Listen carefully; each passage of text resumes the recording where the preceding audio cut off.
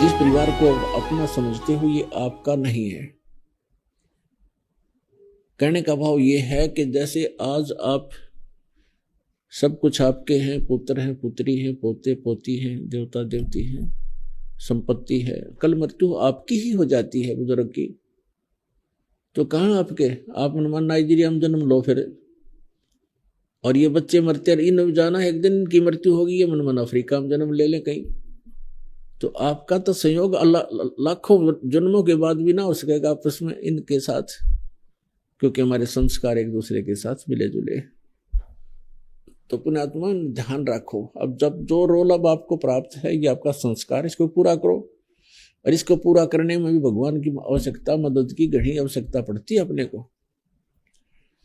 जैसे एक तो मैनुअल काम करे आदमी, हाथ से आटा पीसे, हाथ से पंखा करे, एक पावर का कनेक्शन मिल गया, अपने आप पंखा चल रहा है, आटा अपने आप पिस रहा है। तो इस संस्कार, अपने संस्कारों को भी निभाने के लिए, पूरा करने के लिए परमात्मा के पावर के कनेक्शन की आवश्यकता है, जो दास के पास उपलब्ध है। इससे आपके संस्कार बहुत हल्के हो जाएंगे, एक दूसरे पर दाब ना बनेगी, और ये भी पूरा कर लोगे और सुखी भी रहोगे और भक्ति भी कर सकोगे। तो यहां बताते हैं, आगे गए न बावड़े रहते भी सब्जा, और बिन साहेब की बंदगी के ठोर ठिकाना।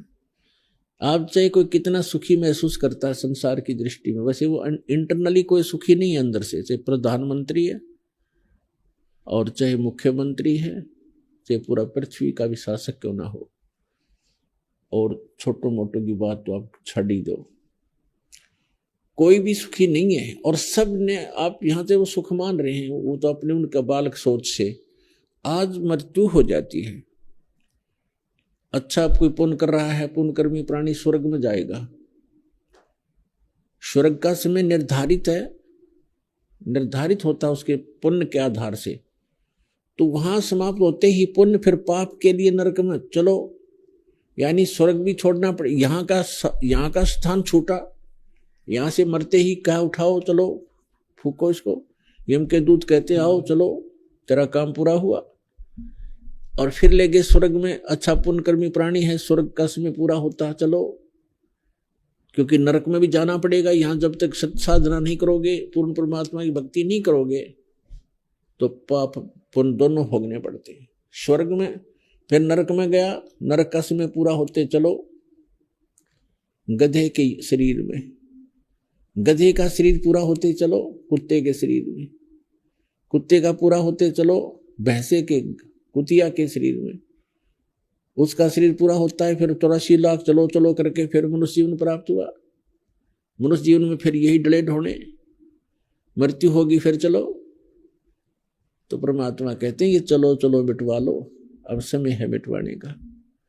आगे गए ना बावड़े रहते भी सब जा, बिन साहेब की बंदगी कहीं ठोर ठिकाना ना।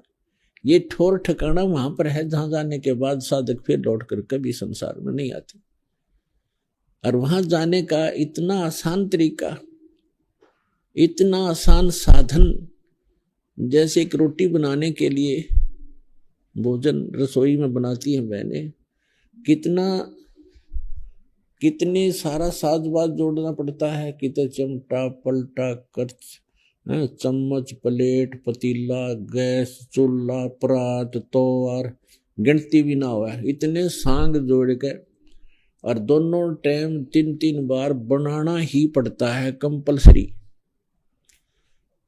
और रसोई में सामान रखने से पहले बार की मेहनत करके तब ये रसोई में पहुंच सकता है सामान। तो कितनी मेहनत करते हैं और कंपलसरी करनी पड़ती है, चाहे कितना ही कुछ ना हो, कितना कुछ हो, वर्षा हो, लकड़ी गीली हो, तो भी फूफा करके बनानी पड़ती है। वो हमें तुरंत आवश्यकता महसूस होती है। और इस परमात्मा के नाम में कोई उठा के भी वस्तु ना हाथ में लेनी, माला है तो ठीक है, नहीं तो सिमरण करो, चलते फिरते लेट के बैठ के भगवान की भक्ति करनी है, और इससे मोक्ष हो जाएगा। तो ये कितना आसान है। अब हम इसको करेंगे, पता लग गया। और मोक्ष प्राप्ति भी होगी।